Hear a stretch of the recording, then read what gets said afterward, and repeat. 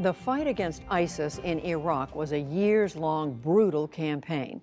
Now the toll taken by its most important battle is coming into detailed and horrific relief. Sreenivasan has that from New York. The battle for Iraq's second largest city, Mosul, began in October of last year. This past July, the militants were finally routed, but at a devastating cost. Great swaths of the city lay in ruins, and thousands died, civilians, soldiers, and ISIS fighters. At that time, special correspondent Marcia Biggs was there for us, witnessing the grim search for the dead. Here's a short excerpt of a report she filed. This is what so-called liberated Mosul looks and sounds like.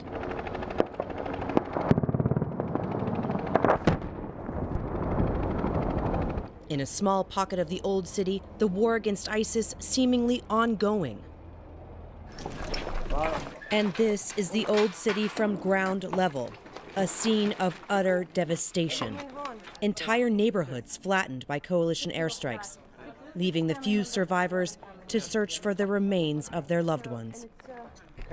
Bashar and Ali's families were together in this house hit by an airstrike 28 days ago. Ali names the dead one by one. My mother, 3 brothers, 3 sisters, my father, 2 sisters-in-law, 2 nieces. And you're the only one left from your family? Yes. What are you going to do now? What can I do? I just want to take the bodies out and bury them.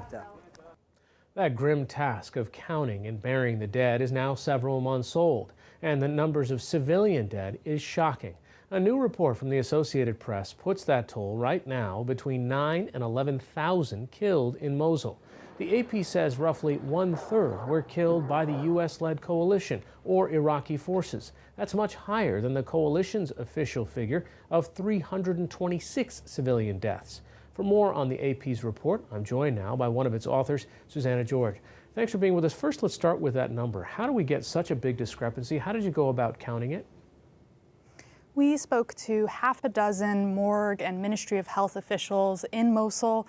We cross-referenced a number of different databases that were kept by independent organizations and non-governmental organizations, the United Nations, Amnesty International, and we pulled all these different lists together that we were able to get, lists of names of the dead or death tolls from the morgue. Some were handwritten on pieces of paper, and we cross-referenced them and were able to come up with that range from 9,000 to 11,000 civilians killed during the battle to retake Mosul. That's from October of 2016 until July of 2017 when the city was declared liberated. So when these people at the morgue write down the name of a dead body, what do they say is the cause of death? And how do we figure out whether they were killed by ISIS or whether they were killed by airstrikes? Well, that's something that we had to rely on the morgue officials' knowledge of the cause of death for the civilians the bodies that they brought into their office. They have a small office in eastern Mosul where they work out of. And they said that they made a judgment call for cause of death as the bodies came in. And the ones that they logged as killed by artillery or airstrikes, they were able to determine that by talking to family members who brought the dead into their office and also by examining the body. Many of the bodies, they said, as the battle moved towards western Mosul, the vast majority of the bodies that they were receiving at that time, they described as the cause of death as simply that they were crushed from either an airstrike, artillery, or from an IS car bomb or explosives, caused the building to collapse on top of the civilians. Give us some context of what was happening in March in that last surge. Was there an opportunity for coalition forces to recognize that there were going to be an increased number of civilian casualties? Well, what we saw there at the end of February and early March was something that we had seen happen a few other times in the Mosul operation. It was as Iraqi forces were looking to speed up the progress on the ground to retake the city, there was a spike in civilian casualties. And most people know about it because of the March 17 coalition airstrike that resulted in more than 100 civilians dead. That's according to a Pentagon investigation into the incident. And when the reports of that incident began to surface in late March, the entire Mosul operation was put on hold for a few weeks. And coalition officials told us at that time that, and a diplomat who was present during those meetings told us at that time that they were looking to completely change the way that they were fighting the battle because the cost on civilian lives was too great. However, when we spoke to Iraqi officers on the ground who were actually leading the fight, they told us that they did not receive any lasting change in guidelines of how to call in airstrikes or how to carry out the fight on the ground from their perspective. You know, a few months ago, we saw in Marcia's story people going out and burying the dead. And in your story, you show individuals that are going back and exhuming the bodies of their loved ones. What are they doing? Describe that. Those were heart-wrenching scenes that we saw at the graveyards that are scattered around western Mosul.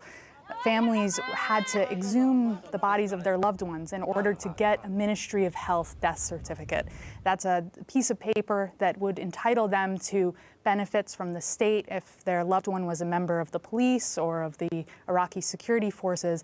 And the families who we spoke to in those graveyards said it was like reliving the tragedy of losing that loved one all over again, having to pull their body up from under the ground and having a Ministry of Health official or a morgue official examine it to corroborate what they believe was the cause of death for their loved one.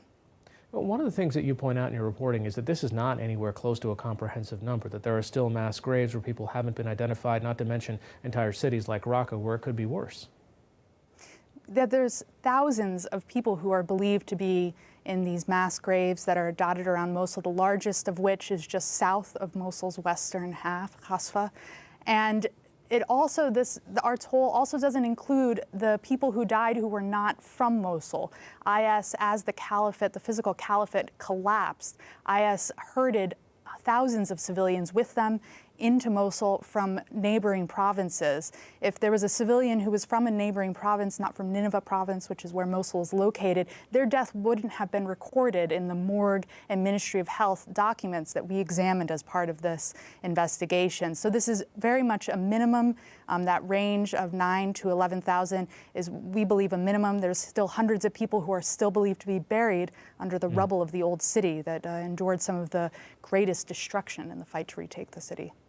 All right, Susannah George of the Associated Press, thanks so much. Thank you.